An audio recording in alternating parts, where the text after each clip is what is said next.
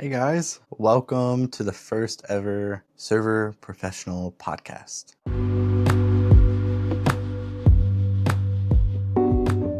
Now, with this podcast, the main objective is to be a free-flowing conversation of all things in the service world. It can be a lot. Yeah, I know our jobs are difficult and there's a lot of different conversations going on, tons of different things day to day, different tables, different aspects.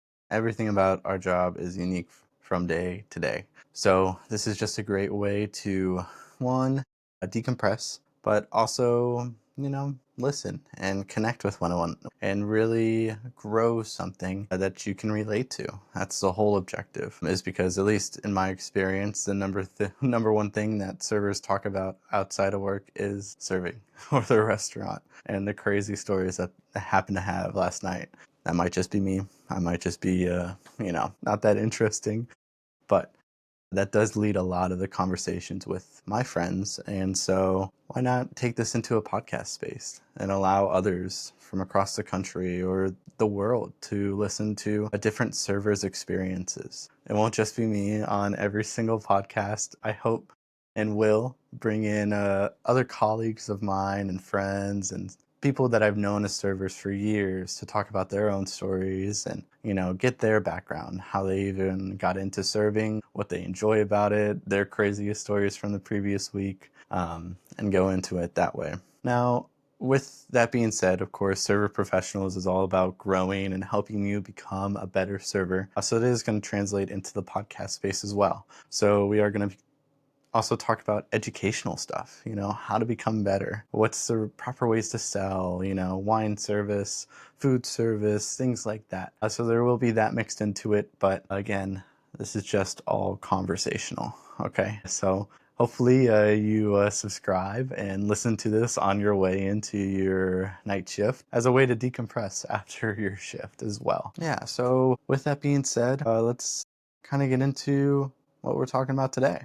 What better to talk about than why to even become a server? What's so important about serving? Why is this industry so big but not so much talked about? Or why is it forgotten about or just looked over? It's actually pretty important, especially in the United States. Serving, it could be considered a career nowadays. Defines a lot of what makes a good experience when people go out to dinner, you know.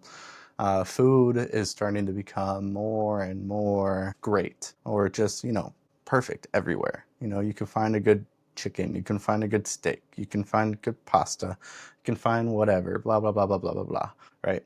But what really sets apart different restaurants nowadays is the service aspect. When you go into that restaurant, how does it make you feel? How important are you to those employees? How are you treated? And that's what keeps people coming back. And that's what's going to start to kind of roll into what makes a great restaurant, right? There's always been differences between casual dining and fine dining, right? Casual dining, right? You simple, basic restaurants, Chili's, Olive Gardens, whatever it may be, those type of restaurants. It's super fast.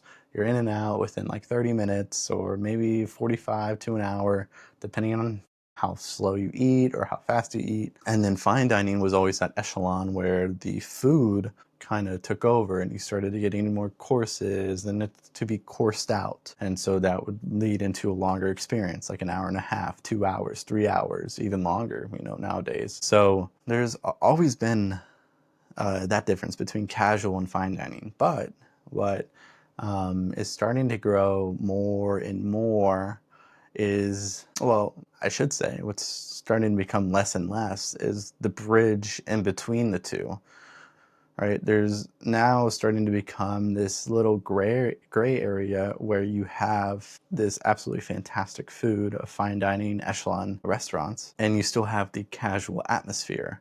It's things where you just kind of go in and it's super modern. It looks super nice. The food is absolutely spectacular, but it's at an affordable price point that the casual dining atmosphere kind of appeals to, or the casual dining restaurants appeal to. It's only like 10, maybe $15 more expensive instead of $100 or $150 more expensive. And what's really important about those type of restaurants is now that they're starting to become more and more popular, and that's pretty much what we all go out to eat to nowadays, is that what makes each and every difference is going to start to become the serving aspect of it, or the personality, the hospitality of it is going to set each and every one apart. And you're probably wondering, man, I mean, I have to come into this restaurant and talk to this random dude that's trying to take my order. Why is that so important?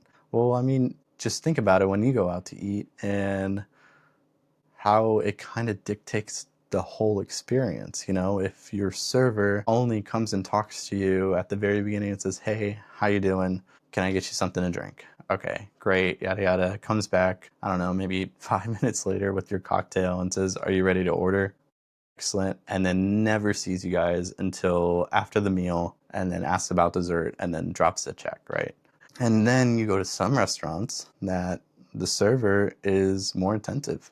You know, they come up with all this energy and this ball of energy, and they're like, hey, you know, welcome in, you know, so excited to get to talk to you. They ask about your day, you know, where you're from, what you're doing in town, all this different stuff, offer recommendation. Then something happens, and then you start to feel better about being at that restaurant. The food starts to taste better. The wine starts to taste better. It's all because of this personal connection that your server made with you, out of going out of their way to try to just be your friend for that time span that you have, 30 minutes, an hour and a half, 2 hours, however long it may be.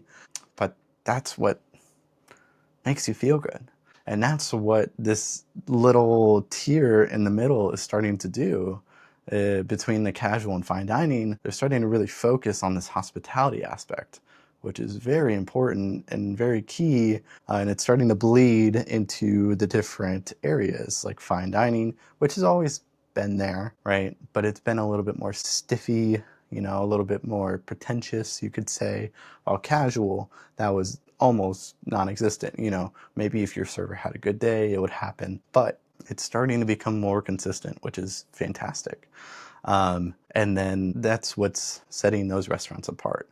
And that's what keeps people coming back. And that's why it is so important, this server aspect of it, and hospitality, and the type of industry that we're turning into. Now, with that, of course, it's a lot of work, right? Always being on stage, always doing this performance with your guests, you know, trying to make friends, and it's very extrovert esque, which can be extremely difficult.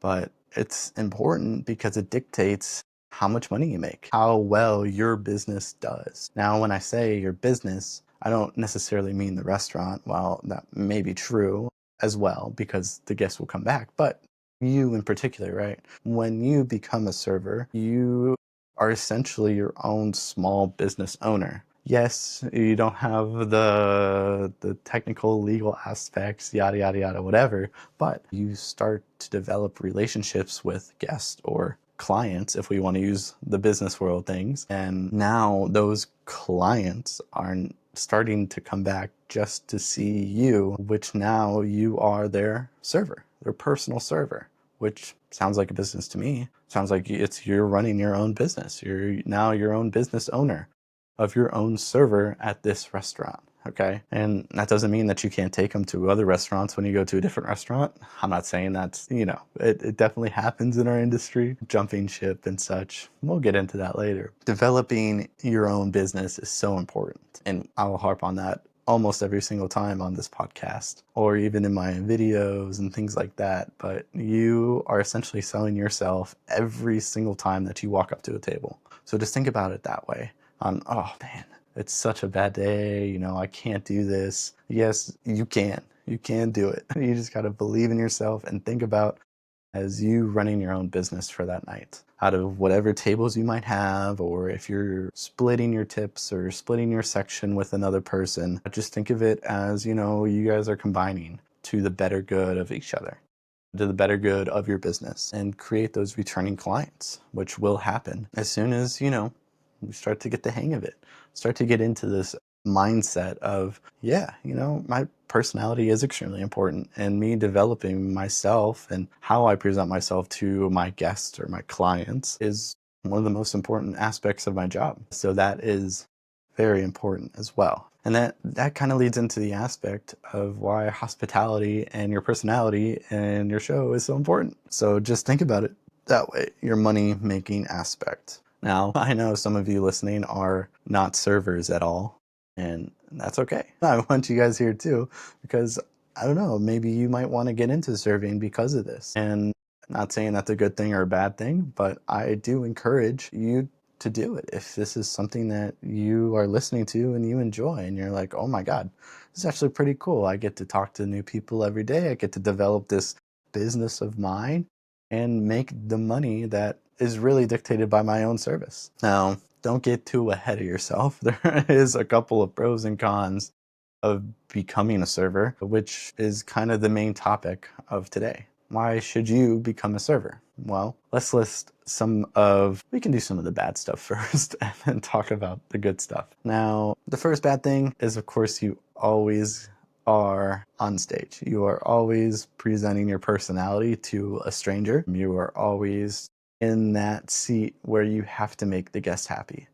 You know, the classic saying of the guest is always right, things like that. Yes, at the end of the day, ultimately they are, and you have to swallow your pride, which is a hard thing for a lot of people to do. It's hard for me sometimes. You can ask almost anyone that I work with that it is troubling for me to do it or for anyone to do it. You know, and sometimes tables come in and they really push that button, because they just don't know you. That's just how they are. And you have to get into that headspace. Like maybe sometimes what a guest says is either, kind of personal for you, or is you just don't think it's right, but that is just how they are. And unfortunately, the business that we're in is we just have to take the punches and move forward. Maybe if that table is on into you like that, or is, not the best table, or they kind of push your buttons. Maybe you're not going to give them the necessarily best service of all time. And that's okay. That's totally fine. But you still have to talk to them. You still have to get them their food, get them their wine, get them their cocktails, whatever it may be. But you just move on to the next table and put your energy into that table, the table right next to them, or anything like that, to kind of get your mind off of it. And you never know. 9 times out of 10, whenever tables like that come into me and they start to push my buttons right off the bat, I kind of standoffish. And then throughout the dining experience, they kind of either grow onto me or I grow onto them, and they start to laugh or I start to laugh at their jokes. Just kind of keep that in the back of your mind. Yes, this table started really poorly, but it could end up so good at the end of the night. So that's the number one bad thing. Two is that being a server is that you're always on your feet. You're always running. You cannot slow down, especially when it comes to those rushes, to those fast times. You have to keep on going because the guest is there regardless. And so if you start to slow down, then the guest experience starts to slow down, and that means that your money starts to slow down, starts to become less. So you have to keep on running. I mean, that's just an adjustment that everyone has to get used to. Certain jobs are different, from office work to service work. It's completely different worlds. So just keep that in mind. Another bad thing, or a con, I should say, sorry, these aren't all necessarily bad, but a con to serving is that a lot of the times the money is not consistent. It fluctuates. Of course, the whole purpose of me and my channel and what I'm presenting is how to get consistent with your money. But I mean, there's still times where I can't convince a guest to give you money. It's ultimately up to them. And that is one of the hardest things, is the inconsistent that your tips could be. And that is just serving 101. And that is just something that everyone has to wrap their mind around. One night could be a couple $100 night, while the other night could be less than $100. So you just got to be consistent. And there's super easy ways to do that, like tracking your money, putting it into an app that you enter your tips at the end of every night. And that way you can stay consistent and keep track of it. Because it does, it does get confusing. It does, start to jumble all together. Now, granted, there is some restaurants that pay you on a weekly pay. So every like Friday or so, you'll get a weekly paycheck for all your tips. And then there's some restaurants that do it every single night. So it all depends on what that restaurant does. And then there's some restaurants that also pool their tips with the servers. And that could be a pro or con, really depending on who you are and what serving style you're like. Personally, um, I'm open to it, but I also don't go out of my way to do it. So that's just my own opinion on it. It's not necessarily my favorite thing to do, but I will if it's for the better of the team or if it's needed for that night. So that can be a very big con, is the inconsistent cash flow of just serving in general. I would say one more con would probably be the benefits aspect of it. Now, this is getting better and better by the type of companies and things that you work for. So it is starting to become a lot better. But depending if there's certain restaurants or anything like that, if they're not backed by huge corporates or anything, there could be a bad benefits aspect, like insurance and things like that. So that's just something to keep in mind as well when you're looking for a server job or anything like that, just to keep that in the back of your head, that there may not always be benefits, while some companies do offer a full benefits for those servers, which is fantastic. Absolutely amazing. You're doing a great job. I love you. So yeah, keep that in mind. But those are really the biggest cons that I have. So pros of serving, I mean, there's a lot. While on the con side, I said something along the lines of inconsistent cash flow. But the pro is that depending on the restaurant, you do get paid every single night. And that could be either in cash or credit card tips or anything like that. It could be very lucrative, which is a very big pro to a lot of people. While regular corporate jobs, you have to wait every 2 weeks or a week nowadays, while some restaurants do pay you every single night with the tips that you made, which can be very beneficial to some people. Some people like that. So if you are one of them, serving is one of the industries that do it. So yeah, it's very nice. Something that you get weirdly comfortable with, and then when you try to transition out of serving, you are kind of like, whoa, wait a minute. So just keep that in mind. Another pro is that you are truly in control of the money that you make. This same thing applies to any kind of entrepreneurial startup that you do, like car wash, detailing, landscaping, lawn mowing, things like that, where you are solely responsible for the money that you make. And the same thing applies to serving. You are responsible for what you sell. You are responsible for how you make the guests feel and how big of a tip that you can get at the end of the night. So if you are one of those go-getters and one of those people that are truly like to control their own cash flow, this is extremely important for you as well. So I do encourage people that enjoy that to try serving out. It's definitely something that is beneficial to certain types of people. And then another pro to serving, along with a long list of others, but one of the most important, is the fact that you can truly kind of be yourself in a way. And when I say that, is it's not like, you can just walk into work all wacky and, all whatever it may be. But you can truly show your own personality, which is very unique, where a lot of corporate jobs, you have to be, corporate standards and, a lot of, oh, you must talk this certain way and yada yada yada yada. While, of course, in the serving industry, there is certain vocabulary and terms that are more that the restaurant wants you to use instead of more casual terms. But, serving allows you to make a very personal connection with your guest and can allow you to adapt your personality to them, which is super unique, and not a lot of jobs offer that.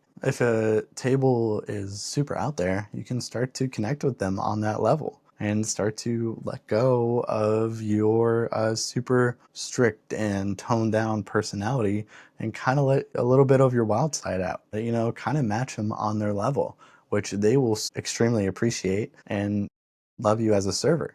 And then that will go through into your management and into reviews and things like that, because that's truly what they want. They want someone that can match their energy. And, there may be times where there's business clientele and that's not what they want. They want super silent service or just to be quiet. You might be able to get a joke in there, here and there, but kind of more reserved, and that's okay too. And that guest will really appreciate it as well. Whenever, if they happen to do a review or talk to the management. Yeah, so just keep that in mind. Serving allows you to change your personality depending on the table. And it's awesome because at the end of the day, the most important thing for the restaurant is a happy guest. If they're not happy, then they will not come back. So anything that the server can do to make that experience a great experience for them is very important to any manager or to any corporate in the restaurant industry. So just keep that in mind. Yes, it may go outside of your standards or what you should say, but as long as the guest is happy, that's the most important standard. So yeah, those are kind of the main pros and cons of serving. And then if you want to become a server, highly encourage you to do it. Go to a lovely corporate place or a mom and pop restaurant, depending on what you want to do. So yeah, those are my pros and cons. So that kind of covers the main topic of the week, but I did want to talk about highlights from my past week of serving. A few days ago, it was kind of towards the end of the night, and I was taking care of these two young teenagers. And so, I work at more of a fine dining place, and it's unusual for, younger teenagers to come in just on their own without any parents or whatever. So I was very busy, so I wasn't able to really truly connect with them at the beginning. And then throughout the night, I finally go up to them as they're waiting for their food, and I just ask. I said, "Hey, are we celebrating? Are we coming from out of town? Is there anything special going on?" And they said, "Yeah, we're coming from North Dakota." And I was like, "Oh, North Dakota! I don't ever usually get that." So obviously, I wanted to learn more. So I just kind of dived in, and we got to talking, and I eventually brought up the question of what brings you to Nashville? Why are you here? And they ultimately said, well, we transport goat semen. And I'm like, at first, I didn't think I heard them correctly. And I was like, goat what? And they said, yeah, goat semen. And they were so confident about it. And I am just taken aback by, is this an actual job? Transporting goat semen? And they told me the whole thing, and I guess some guy, and it kind of sketchy. And they said, we don't know this guy. He just called us and said, hey, we need to pick up this goat semen near Atlanta. Can you do it for us? And I'm like, that sounds sketchy. I would not accept that phone call for goat semen. But they took it, and now they're on this road trip to go get goat semen, which is very important for show goats, which I never knew was a thing. So like, you have show horses where, you show off how beautiful the horse is, whatever it may be, or like the dog show, anything like that. But apparently they have it for goats, and it's like a multi-million-dollar industry. No idea. They're telling me all about it. And I end up asking, how much do you get paid for this? And they're like, roughly 20% of 25,000. And I said, for transporting goat semen? No way. I can't, y'all can do the math, but that's a crazy amount. And they just split it in half. All of their travel is covered, hotels, whatever it may be, dinners, and everything.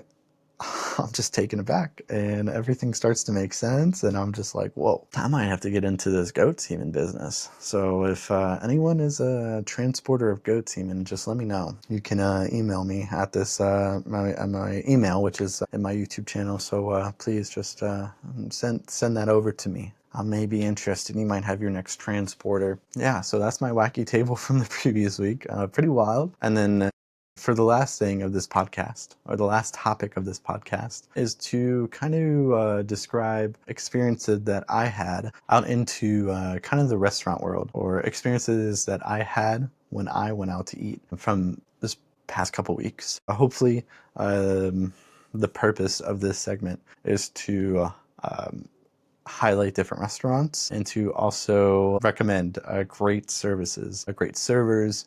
That way that when you're thinking about your next place to dine out, you go to this place instead. So for this episode, I want to shout out Mangia.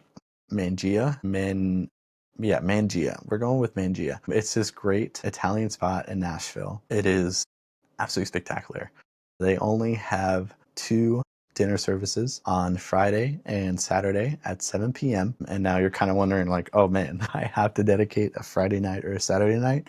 But let me tell you, it is totally worth it. From the moment you walk in, throughout the whole dining experience, and to the moment that you leave, you feel like you are now a part of this Italian family. It's fantastic. They have The Godfather playing on every single TV in the restaurant, so you can watch the whole Godfather movie throughout your dining experience, which is amazing. One of the greatest movies of all time. And then the whole design of it is coursed family style Italian food. So it's going to be like, I think it was 8 different courses. And we started with this fantastic homemade focaccia bread. And then they brought out this fresh burrata and tomato salad.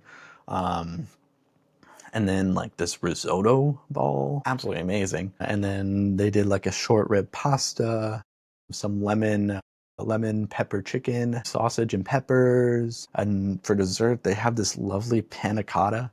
Oh my God, absolutely amazing. But the whole point of it was that they wanted you to feel like family. And so throughout dinner, they encouraged dancing. So they had like spots throughout the dinner, throughout the coursing, they would want you to get up and they'd want you to interact and to dance with one another.